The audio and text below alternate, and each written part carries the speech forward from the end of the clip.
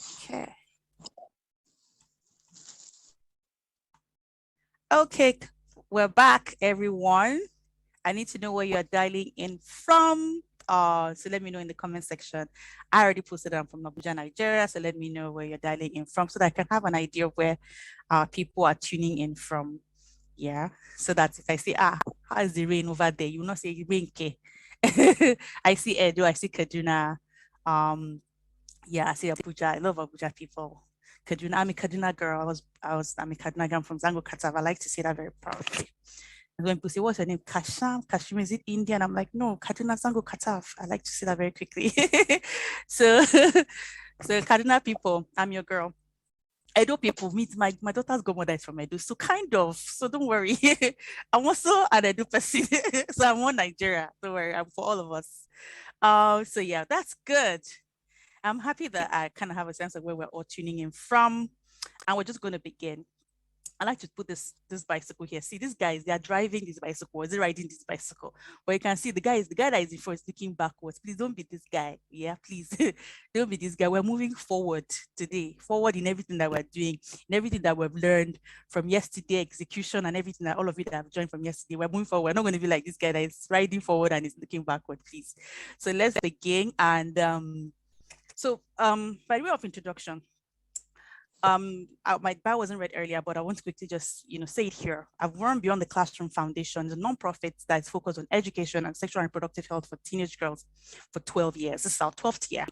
I started before I got into University of Lagos, but then eventually got formalized when I was in Unilag. And I've worked on educational project for children. And then I transitioned recently into a company, which is the social business that I started about a year ago, which is now formally a business this year. Called Bambini Africa. So I have a nonprofit called Beyond the Classroom Foundation, and there is Bambini Africa. There's a social business that produces educational materials for children.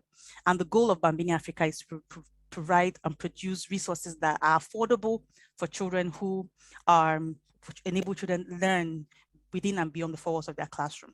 And also, we're very particular about African representation in our books, so you will not find kids of other colors in our book except Black kids in our book, because we want the kids to find representation of themselves in our book, and also see their names in books, not just Jack and Jill and stuff like that. So that's why Bambini books exist. I will talk about that later. So who is an entrepreneur? For instance, Faith Essien is an entrepreneur, right? She sets up a business. She's taking a financial risk with hope of getting profits. Simple. And she's doing this because she wants to help you, who are entrepreneurs also, to be able to do well with your business and make money. It's simple. There's nothing wrong with that. We have so many entrepreneurs in Nigeria. We have Dangote, we have Tony Milu. We have so many entrepreneurs in Nigeria that are doing amazing work, that actually have products that are in our homes. We go check the my toiletries. They are from maybe Dangote, from Honeywell, from different companies. These are all started by business people who are entrepreneurs, right? So there's nothing wrong with traditional business entrepreneurs. But who then is a social entrepreneur? It's a different kind of breed of people who set up businesses and applying the market principles, but their goal is not just to make profit, but to make social change. And if you realize earlier when I was explaining what Bambini Books or Bambini Africa does, Bambini Africa is a home company that has Bambini Books, Bambini Studios, Bambini TV, and Bambini Games, and the rest of them. When I was explaining what Bambini Africa was designed, I didn't design Bambini Africa because I wanted to make money. I would need to make money to make the business sustainable. But the goal of Bambini Africa was to ensure that I create books that will reach children. So when I have a funder that says, I want to pay for 10,000 copies of my book, right? And the first thing I'm not thinking about is pressing my numbers. So how much would that cost me? I'm thinking about 10,000 children. That's the first thing that comes to my mind, is 10,000 children are going to have access to my book this quarter, right? And that's what the social entrepreneur is. You see that children are malnourished and you're thinking, oh, how can I get food, millets, and then we have some local drink called Tom Brown, right? That people are packaging now and putting it into boxes and selling them for children and saying they're nourishable for kids and all that. Someone started to package that. That's a social business. The person realized that this is a nutritious meal that is not packaged and it's not presented to the world. How can we present it to the world so that people can see it? It's affordable and it's accessible. And then with other things like, using local people to produce it, using local farmers to produce it, making it locally with local products, all that is what social businesses put into play when they are creating a business. And also thinking about the environmental factor. So someone, for instance, will start a sanitary pad business and produce a usable disposable sanitary pad because they want to make money. But a social entrepreneur will say, no, let's create a sanitary pad that is biodegradable, that will not affect the environment. How can we make it sustainable and affordable? We can decide to use maybe banana, what's it called, leaves to make it. And they'll find innovative ways to make it. People do that. And they're not biodegradable sanitary towels. That way, when you use your pad, you throw it away, it decomposes. So all that is some of the things that you see a social entrepreneur put in place when they are doing their business, right? So let's move further and faster. Please be taking notes. Can be very fast. So why is it important for us to start up social businesses? And I already made it clear. A social business sells a service or a product to make money, but the goal is impacting the world. Doesn't mean that they will not make profit, because as long as it's a business, it should make profit to be sustainable. I forgot that word should be there. It should sustain the business. I'm going to give an example quickly. Profits from your business are invested into the business to make more impact, not just to make more money. For social businesses, our goals are above profits, because we're thinking, so if I'm going to give a very typical example, I wrote a book called There's a New Virus in Town during COVID. And I was selling I wasn't selling the book. I got people to donate the book at the time for 350 naira per book. So people were paying for the book, and I was printing the book, and I was educating children about COVID. The book was printed in English and in Hausa language. And it was on LinkedIn, and it got viral, and I got attention of so many people. Age Tolerant Foundation, people were reaching out, MacArthur, the Mastercard Foundation, people reach out to just know how they can be a part of it. And a few of them came through. So likes that Age Tolerant came through, Mastercard Foundation came through, and they wanted to bring copies of my book. And what they were asking me was, how many children can you reach with this book with XYZ amount of money? And if you do a quick math, right? If I was a business person, or I was trying to use business sense in doing that, I would say, oh, the book is 2,000 naira. Book that probably are printed at that time at 350 naira. That's a huge margin for a business person. It is a win, because when you make that money, it's good money. And imagine that you want to print 10,000 copies of my books. That's big money, right? But at that time, what my brain was thinking about is, how can I print this book with the minimum money that I have to reach the most children, right? So I said, okay, how much do you have to give? He said, oh, we have $10,000. I said, okay. If I print this book at $1, $10,000 is 10,000 children, because I'm not thinking about the margin of the money. I'm thinking about the number of the children. So for social entrepreneurs, when opportunities come to you for your business, most times, 90% of the time, the first thing that comes to your mind is the impact, the number of people that were impacted. Where will it reach? So I'm trying to think of if I do the book in Hausa, in English, in Yoruba, where will it get to? All that was what I was thinking about. How would the children learn? Will it help us about more children getting COVID? I was just thinking about the impact much more than the money. Of course, in the long run, I printed 16,500 copies of that book in 2 years, which is a lot. So what happens with social businesses is that you make an impact and you make money. Good. But the thing is, the aim of it is not because you want to make that big money, is that you want to make an impact. And in making an impact, you make money. There's no two ways about it. So remember that our goal in social businesses is to impact over profits, right? Above profits. So how do you now do a social business? For those who have not started businesses at all, you need to first be inspired by something. I was inspired by my work at Beyond the Classroom, where I knew that kids didn't have access to storybooks. And so I'm going to read that later. So what are you inspired by? There's some social issues that is around that is, that is troubling you, that you want to turn into a business. Can you turn it into a social business? But think about the problem first. That's where you start from. What is that problem? Some people, is maybe someone close to them was raped, and they want to start, instead of start an NGO that will collect money and go and train people. Think about designing an app that parents can pay for the app and help their girls learn how to report a rape, or boys can learn how to not rape girls, and girls report what to do when they get raped, not to go have a bath or quickly go to the nearest hospital. Then you create that app and parents can pay maybe $1 a month, $12 a year. So you are doing the same thing an NGO would do, going to collect money from people to go and train people, But the difference here is that you have an app that helps people pay for the service. That way, you're paying for your annual subscription on, if you're paying for, that's if you pay for, I think Apple takes their money for their app store. But Google, I don't think Google takes for their apps. I think it's just one off. But that way, you're able to pay for your, if it's a website, a web platform, you're able to pay for the moderator. You're able to, see this, how many customers you have, what they are learning, you're able to track what they are learning, and so on. So that's a difference, right? If you identify a problem, there are many ways that you can solve the problem without running it as an NGO. You can run it as a social business. So people are paying for that service that you could have been given free, but it's subsidized, and not to keep the business running. Because the more people, and then with social businesses, you can get grants that will help continue to pad the business without having to, having to always make money from people. So I'm going to give quick examples. So there's Blake, there's Mohammed Yunus.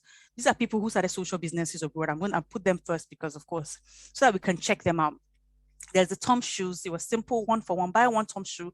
They give one Tom shoe to a child, that is in Africa. It was very simple, and it went viral. And they had this a day without shoes, or walk without shoes things. And it was really viral at the time because it was a social model, it was a business model. They were selling these Tom shoes. Most of you bought Tom shoes, but had no idea that each pair of Tom shoes you bought, Blake gave a pair of Tom shoes to a child in that Kenya and South Africa. But that was his model, and it was great. He won Social Entrepreneur of the Year and all. And the father of social entrepreneurship is Mohammed Yunus. He started the term social business.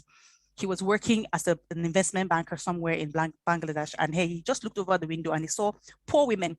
And then he realized that these women come to the bank to get money, and the bank has to get profit back from them. And it was a huge sum of money. And he thought to himself, what if I can cut down this money from, let's say, 7% that the bank is taking to 3%? Will I still make money? Yes. And can these women pay? Yes, they can. And so he started his own social business. And so women were taking loan from Yunus Social Bank at very low rates. He was still able to keep his money, and he was able to get his money back from them. The women were not defaulting because it was small, and they were coming, and then their businesses were getting better because they weren't strained. And that's where he came up with the concept of a social business. That it's not a bank. Even if it's a bank, there are so many things he could do to reduce the burden of these women. And that's where Yunus Social Business started from. So he's a father or godfather of social business. You could search him and see how he trains people to start social businesses that will change the world. Then we have the adorable Bilkis Adebi. Most of you see recycle points, recycle here, recycle pay all over the place. She brought recycle business called WeCyclers to Nigeria. I think she came out from MIT, and then she saw that they need that. Oh, there are plastics everywhere. How can we do this? I have lots of plastic in my house because of people like that, and my friend, Dr. Alex, they're always talking about recycling bottles.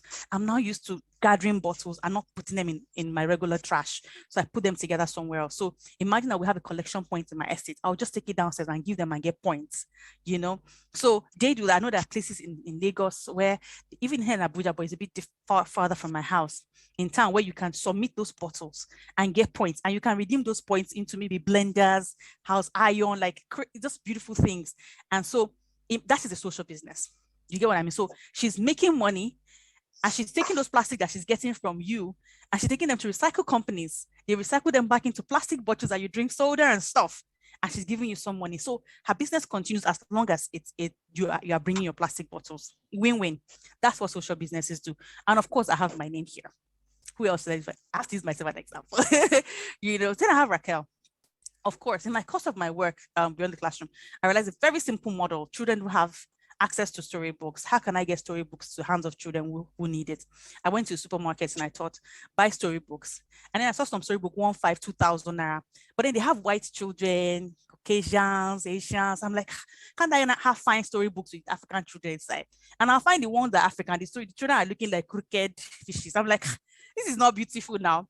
And then I thought, wait a minute, I'm gifted. I must have, my brain works with, I write books, but I've not printed any. Why can't I just do this? I'm moreover, my book, There's a New Virus in Town, was a bestseller, 16,500 copies. Why am I not releasing my own children books? And then I just say, what, it's time for me to, create children books and make them affordable. So why someone will create a children book and sell them at 2,500, I'll sell them at 1,000 naira. And I said, what? Can we just even change the model? Why sell my books? So you can't find me on Instagram doing, come and buy book, because I don't have time for that. Instead, I'll go find people who will pay for that book for me to go give children for free.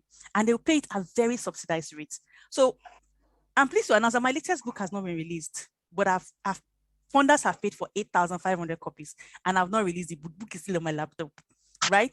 Because I can go to them and say, guys, see, I've written this book for children. This is the impact of this book. This is what this book is going to do to children.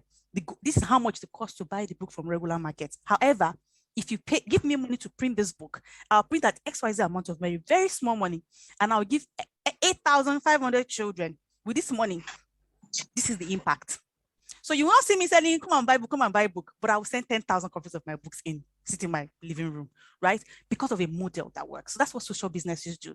Because the goal for me is not to be selling one book and say, come and buy for your children. No, it's to get someone that will pay for a child that needs that book, to get it to the children who need it the most. That is what a social business is, right? So there are so many ways you can inculcate social businesses into your business. So you find a solution, which I've already explained. For me, that was a problem I found, and I found a solution. I'll create the books myself. I'm currently creating some amazing products. Even I'm blown. It's launching next month, and I'm like, I can't wait for the world for children to have access to them. They're amazing. I'm not gonna let the cat out of the bag, but when you find a problem, you find a solution. And I'm already saying, who is going to fund this amazing products? 3 sets of beautiful products, and I've already found someone for one, because what I'm selling to the person is not the money. I'm selling the impact. So when you find a solution, step by step, sell the impact to the person or to the people that you want to do. I'm rushing. Then research, map out, document, whatever you want to do. So I want to say here that a social business and a business are the same thing. I only mentioned that the difference is that our goal, is to make an impact. And the money we're getting, we're investing it back to the business to make more money, right? And make more impact, right? So that's so follow the same strategy. What problem do I want to solve? Why do I want to solve the problem? How do I want to solve the problem? So I'll take by many books. What problem I want to solve? Problem of access of books. Why? Because kids in Africa, most of them have never owned a book. And I can show you children that I work with in the IDP camps who never owned a storybook on their own. Yes, they've never owned a storybook, even if it's a leftover storybook from somebody, even if it passed me down, they never owned one. That's why. How? Creating a simple model. I design the book so it's affordable. I get funders to fund the book affordable, and I give the children the book for free. You can still buy if you want to buy, but you're not my target audience. So my target audience, those are paying more for me to give it out for you free. So you could reach out to me. You want to get a book for your children, and if I'm in a very good mood, I'll just say it's free. It's free, because really for me, it's not the 2K you're going to give me. It's the child that's my problem. That child is going to get access to my book. That is what I want, so that's actually, so you pilot the solution. I did. My pilot was there's a new virus in town book. After 16,500 copies, I just sat down and said, oh God, have mercy. 16,500 copies. If I made 1,000 naira per book on that, you can do the math. And so the solution worked, right? And I said, God, let's do this. And so we decided to move forward. And since then, I've done almost 32,000 copies of my book. So that is, that's 32,000 children. For me, I count them as children, not 32,000 naira times 500 naira number of money. No, I do that sometimes because it's important that I know how much I pay my staff and how much I pay myself and all that. But the goal is, I say we have reached 32,000 children with free storybooks. That is the goal. So that's the solution. Then you launch. I launched before I started my business. So my own was that there was a pilot before the business started, right? So I'd already launched the There's a New Virus in Town book by accident during COVID. I didn't know that it was a business. But then when I now decided to launch a business, I launched a few books in March this year. That was, I think it was International Women's Day. I launched my set of alphabet book series. There's an alphabet book on hygiene, alphabet book on manners, alphabet book on body safety, those 3 books. So that was the launch. I launched the book, and people started to donate for us to give the books free. So the thing about social businesses is that when you are running a social business, you can get grants. So you see, there are more grants for social businesses than there are for traditional businesses. So for instance, those that have traditional businesses, you can be pitching for different things, and not many people will give you grant. But when your your company is impact driven, you get more grants. That's the truth. So all this, I think I've said so much already in less than 30 minutes. Is that to run a social business, you need passion, you need strategy. So when you hear me talking to my funders on Zoom, most of my meetings are on Zoom. They can be anywhere in the world. I set up, this is actually one of my positions in the house. I see that here, and I pitch to them why I need them to fund a book that I'm writing, my latest book called the Safety Savvy Kids, about safety for children, safeguarding children. And I'm explaining to them how the children cannot learn in an unsafe environment. And they will just be seeing the passion gushing out of my eyes. How the children I work with, some of them are unsafe. Children are being raped. Children are being abused because they don't know what safety is. Parents don't understand safety. So how can we teach children about safety? And so the books I write are targeted at areas that matter to children. So when you see me talking like this to founder on Zoom, they bring the money because there's passion and there's strategy. And the passion is that I know the work I'm doing. Strategy is that I know how to reach children. I can document what I'm going to do and I will give them impact. They can measure the impact of my work. So those two have to go hand in hand, right? So for a traditional business, you don't have to have a passion for it sometimes. If you have strategy, you work. See, with strategy, some people that have passion. You can, once you are dedicated like this, but you see, with social business, your passion is because sometimes there's no money. You just be there. But passion will keep you, right? But in traditional business, you need both. You can't even escape it. If not, you fold up. So an example that I just threw away here is where a guy calls Doja. You don't even know him, but you know shit business. If you know DMT toilets, you know this guy. He died a while ago. But this guy, he made shit business real business. This was a social business. One of the people that started social businesses in Nigeria. I studied him in School of Social Entrepreneurship. He made shit business, real business. All of it that go to toilets and go to weddings and see all these DMT toilets. This is the father. And I remember this guy's story on Third Mainland Bridge when he had his DMT toilet. He was transporting the DMT toilet from a wedding to where they pour out the poop, and the thing poured out on Third Mainland Bridge. And the guy CEO came down using shovel to pack it. And someone walked up to me and said, "But God, leave me, may your boys clean this thing." He said, "See, this is business. This shit business is real business because of passion." And that strategy he did, that cleaning it, he didn't know that was strategy because people captured pictures of him and it went viral. And that's how he got on CNN and all those places and his business went viral. He didn't live so long to enjoy the fruit of his DMT toilets, but his legacy lives on. The fact that the father of DMT toilets in Nigeria is Isaac Jojai. So in your course to do, don't look at any business that is just random. Businesses that make social impact. Because imagine you go to restaurant and you're looking wedding, you're looking for where to poo. You're, hey God, if venue doesn't have toilets, you're stressed, you're trying to not drink a lot of water. He solved the social problem. So what I'm saying is that the problem you're trying to find shouldn't be that you're thinking about it too much. Hey, I have to solve one big problem, one big crisis in the world. No. Just allow the Lord to speak to you. For those who are Christians, allow God to just speak to you and tell you where He's working in the world. You just go, boom, you just connect to it like this. Before you know it, you figured it out. So I explained here, that's a passion that you feel, is something that comes to you that it's not explainable. It just keeps pulling into the direction of things. So for me, for children, the recent, not my book, I have a recent book that's coming out next month. I also have a pack of other things that are coming out next month that I'm working on. And they came to me from a place of desire to want to solve the problem. And I kept feeling this pull towards that problem. And I was like, okay, Lord, inspire me. And it just came. So the thing with social business is that just like traditional business or any business, is that don't do it without asking whoever your maker is to inspire you. It's very important that you're inspired. Don't let passion blind you also, because a lot of us are blinded. We started this journey with only passion. And so passion is the only thing that we have, and then you will crash. Don't forget, I mentioned strategy. It's very, very important. Strategy is part of your stuff. And if you note, like I mentioned, that one of my strategies is not to sell my books one by one on social media and saying, come and buy a book or all these things. No, I only publicize so people can see the work that I do. So that's why I post on social media, but my target audience are not on social media. You can buy it if you want to, but so I don't want passion for making money to blind me. For me, that's the other way. So I don't want that to happen to me. So if it's passion that is too much, that strategy, your business will crash, right? So I already talked about why we need strategy. I don't think I need to deep down into it, because a lot of people think that when you're doing a social business that ends you, it is not the same. It can be a non-profit and for-profit, but it's not the same.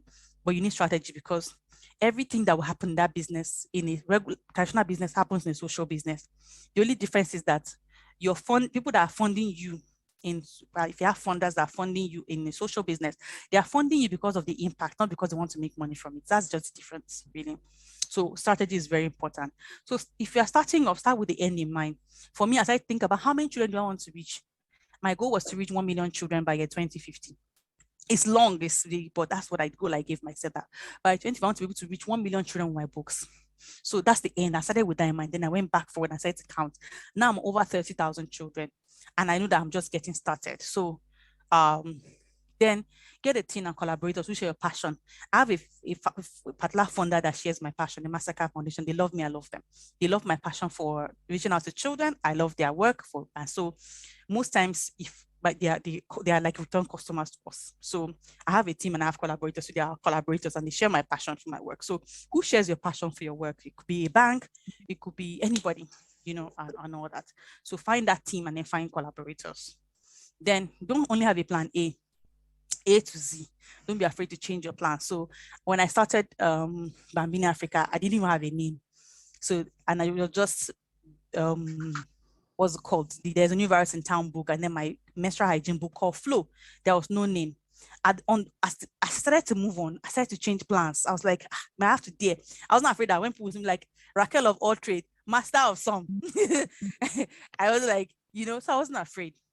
Because if I want to change the world, I would like be afraid. No, no, no, no, no. The world needs me to do something. So people now say, are you not the one that is doing NGO yesterday? Yes, and I'm the one selling books today. And I'm not talking about safety for children and education tomorrow. And I'm the one that's going to talk about parents. I'm the one. I'm still the one. I wear many hats.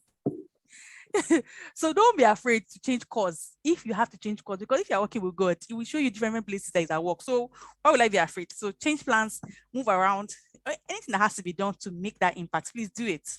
Very important. So when I talk about social entrepreneurs, people are like, oh, okay, where can I find funding opportunity for this social enterprise? Where can I find money? There is money everywhere. I like to say. My friend has a website called opportunitydex.org. You can go check that. She always put opportunities there. And then we have Pro Fellow. They have opportunities for you and grants. We have Kickstarter. We have Six Stars. We have Shared Interest. We have Tony Melu Fellowship Grant. We have Lundin Fellowship. There's so many grants. Chile's Africa Accelerator. I just listed a few that you can just check, and you can find grants for your social business. But before you jump into social business looking for grants, make sure that you have what we discussed at the beginning. Do a plan. Other business that give, with a social entrepreneur, you can get in Yali, in Ashton, in Entrepreneurs Developing Countries.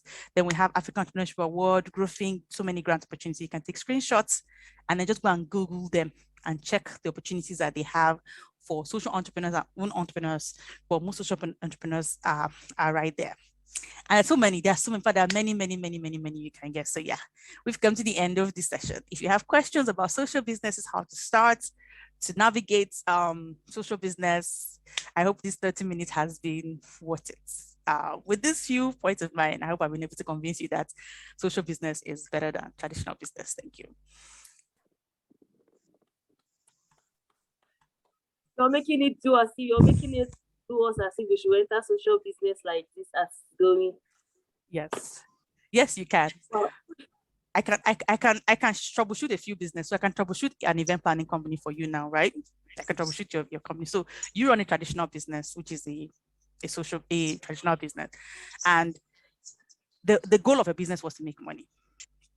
But if you want to transition or put elements of social entrepreneurship into your business, there are two ways you can do that. The first thing is there an element of your business that trains young people, maybe particular age, how to come into the business of event planning, decoration? And that's because you're thinking that with decoration comes creativity. So you're not thinking just decoration, you're thinking creativity for them, right? And so it's a part of your business that says, if people work with you and they pay 2 million naira, 10% of the money goes into this program that you train. And the goal of training is not just to turn them into event planners, but but creativity. So you're finding something to add to your business, right? So when people work with you, they're seeing the benefit of working with you in impact of people. That's one way. Second way is making sure that your online business training is a part of your business, right? It's not separate from your business. So it's a CSR of your business. So people don't pay for this business, or we pay a small amount of money for these trainings that we have, but then it's a part of your business. So it's not away from doing events, right? So a part of your CSR is organizing these trainings for it. So if you don't have to cancel your traditional business to make it. You can put elements of social businesses into your what's it called? Your business. And I see it was supposed to be the next one I was going to play. Let me see if I'm able to play the 1 minute video that I was going to play at the end when everyone asks questions, but so that people will not start dropping off. I think I should do that before people drop off. It was supposed to be after people ask questions.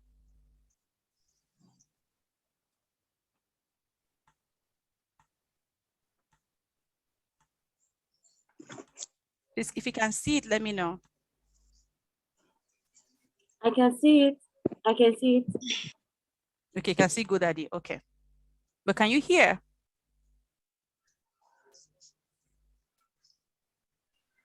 Yes, we can.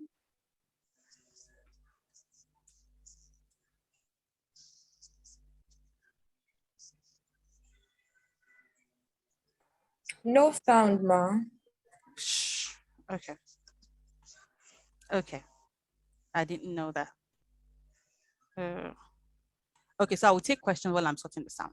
Oh, I didn't know. I'll take questions while I'm sorting the sound because I wanted to play the video at the end. So let me just do that. So give me questions. If you have questions about social businesses, let me know while I'm sorting the sound. Yeah, I've seen it. Today, with social and economic inequality growing worldwide, millions of people are connected by the idea that it is possible to do business on a human scale. That it is possible to make money and do something good for the community. That idea is called social entrepreneurship. Social entrepreneurship is a new and creative approach to business, social engagements, and social services. Today, there are numerous organizations operating worldwide and in our country that we call social enterprises. A social enterprise is just like any other business. Its work is charged at market rates and it generates profit. What makes it a business on a human scale is the way that profit is used. Profit serves to fulfill clear social missions. Social enterprises do not serve to enlarge the wealth of their owners or shareholders. They operate in order to contribute to social equality and to improve the living conditions of people in the community. Generated profit is reinvested in the business or in realizing social goals like job creation, social inclusion, cultural needs, healthcare, and preservation of the environment. A social enterprise places social goals ahead of increased profit, uses business as a means of social change, resolves social problems through market strategies. Social entrepreneurship is also a good way for civil society organizations that want to reduce their dependency on donor assistance and gain greater financial and operational freedom. Starting a social enterprise is a challenge for all those to whom profit is not the only goal, who want a job that makes sense and has a purpose. Visit www.sense.rs and find out all about social entrepreneurship. Okay. So I'm now open to questions. I would put the link of that video for everyone to watch it later. I think I've copied the link of the video so that everyone can watch it later. Yeah. Okay, so I see the questions now. Oh, sorry. This is the link to the video. So I have a question. You mentioned that our target audience are those that buy in bulk and give to children. Please, where and how do you find these people that are willing to buy in bulk? So simple strategy. What I do with my books is that I create books on areas that matter to children. I remember I mentioned that earlier. So I don't just write a storybook because the storybook is nice. So typical example, my most recent book that is printed, that is going to be paid by an organization, they're paying for 4,000 copies of my book. The book is called The Boy Who Didn't Wash His Hands. You guys are the first to hear it. Anyway, whatever. The storybook is called The Boy Who Didn't Wash His Hands. And when I went to pitch, I went to look for funders, just like anybody will go and find funders, right? So I designed a project that says we want to teach children to wash their hands. Washing hands is good, right? So I'm not just selling book because I want to sell a copy of book to you. I want to teach a particular set of kids, 4,000 of them, why you need to wash their hands. And when I finish teaching them, I want to give them a copy of my book. Do you see? It's a model. So they said, let's see the book. And I went to bring out, at the point when I was pitching that, I have not written the book. So I went to go and write it quickly. And I came back and I gave them the book and they loved it. And they said, we'll do 4,000 copies, which I'm currently illustrating. So it's just like any other NGO, but how you find, or a business, how you find grants is you design a project on that. So the project, so now the other book, which is a safety savvy book, which is paid 8,500 copies. I'm still working on it also. It's been paid for. The funders wanted to do a project on safety for children. And I said to them, amazing. I can write a book on safety for children to add to the package. Because we need children to own books, because storybooks are important. The goal of Bambini books is to ensure that children have access to storybooks, and you want children to know about safety. What better way than to give them a copy of a book instead of just talk and talk? Children like to own something, which is great. So I'm talking to, like I talked to my funders on the Zoom call, right? And it's like, okay, how many? We can do 8,000. Oh, let's do 8,500 or 10,000. Oh, 8,500. So now I have 4,000 copies of The Boy Washes Hands that I haven't finished doing, that's paid for. I have 8,500 copies of Safety Savvy book that is not just been paid for. And I have the books I just wrote the book a couple of weeks ago. So I write the books to solve problems that affect the lives of children. Not just because it's the storybook as a guy, once upon a time, the pot of soup decided. No. Something happened. You're trying to teach either manners, values, or something that affect the lives of children. So when you're creating a social business, is the impact you're thinking about. So I thought about the impact to the lives of children first. So how do you find these funders? Online. What are your values? So my values are children, honesty, all those things are my values. So I put that together and look for organizations that give money in that line. Then I send them a DM on LinkedIn. Hi, my name is Raquel. This is what I do. Just want to run through this. They will say no, you move on. They'll say yes, you talk to them, you say no. So you just keep sending the emails, cold emails. Also, I tell your friend, can you please introduce me to this person? The person say, I can't do, no problem, you move on. But really, I don't have a lot of introductions, but I do a lot of LinkedIn messages and I do a lot of applications. When you see an application, you apply, create a project that helps you do that. I hope that helps you. So LinkedIn, no more questions. I think we all have gotten it. So, okay, the same question the person asked again, and that is Mitzvah. Mitzvah. I hope I pronounce your name well, Mitzvah.